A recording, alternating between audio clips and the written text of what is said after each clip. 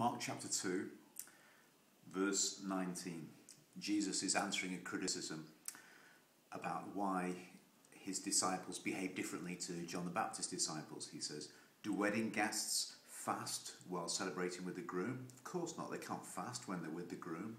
But someday he will be taken away from them, and then they will fast." He's talking about the joy of being in the kingdom and the newness of it, the differentness of it, because the bridegroom is here, because it's qualitatively different from anything else.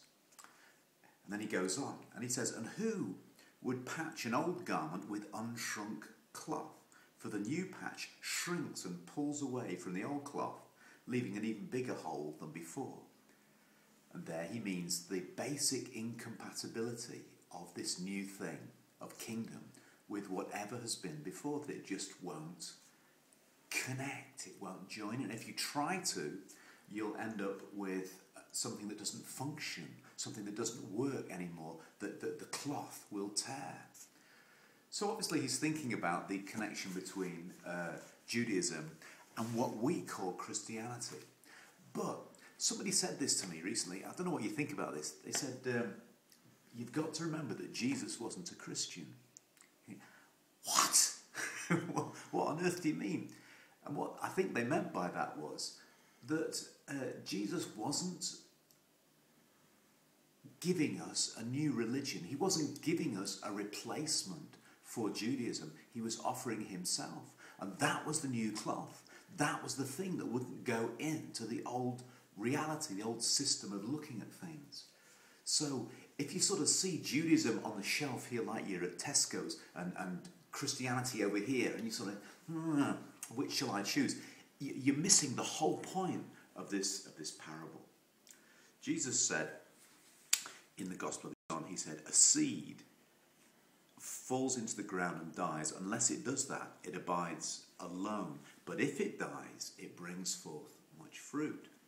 Now, obviously, one way of understanding that is that he was the seed. He was the seed, the word that was planted, that was going to die, that was going to be dead and buried and then produce fruit. But of course, we know, I remember from biology lessons when I was 11, that when the seed goes into the ground, it starts to break. And as it breaks, the husk of the seed provides the nutrient in the soil for the seed itself, the life, to sprout forward, and the little pale finger to shoot its way forward to the sun. And he was saying, well, Jesus was born in Judaism. He was a Jew. He was a complete Jew. And he was the complete expression of what Judaism was. And yet so much of Mark's gospel, so much of this early bit that we've been looking at, he seems to be really interested in contravening everything that was distinctively Jewish. And there's been a temptation in various generations of Christianity to ditch Judaism, to ditch the connection with the Old Testament. You know, there have been people who said, we don't need it. It's irrelevant to us. But of course, that's like the flower ditching the stem, or the building saying, we don't need the foundation anymore. You know, it's one thing is intrinsically connected with the other. But from Jesus' point of view, it's the same thing. God is only telling one story. Christianity is not plan B because plan A failed. It's the same story. It's as old as the world.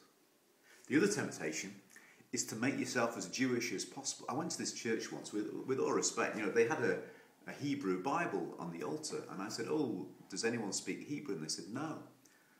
And so I said, "Well, what's that?" But you see what they were doing?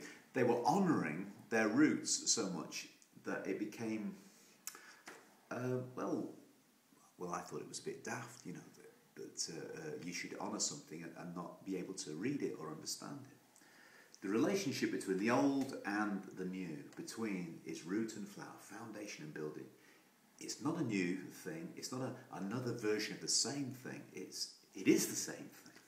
In fact, Paul said in Romans 9-11, he said, I wish I would be cursed for the sake of my people.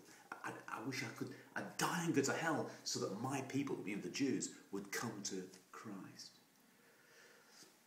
It doesn't sound like Christianity replaces Judaism, but Jesus says you don't put new cloth on old cloth. You don't put unshrunk cloth and mix it in with shrunk cloth. No, because there's only one cloth. There's only one God. And we have these contentions, don't we, between Protestants and Catholic, or between Muslim and Christians. But there is only one God, isn't there? That's what monotheism means. Monotheism means there is only one God. And there is only one story. And I have to figure out what that story is. I have to figure out how my telling of this story in my life, I'm not tearing the cloth. I'm not trying to match it into something where it doesn't fit. Jesus wasn't a Christian. Whoa. Go figure, hey? It's not that we're saying here that all roads lead to God. That's palpably not true. But I think what we have to say is that God travels all roads.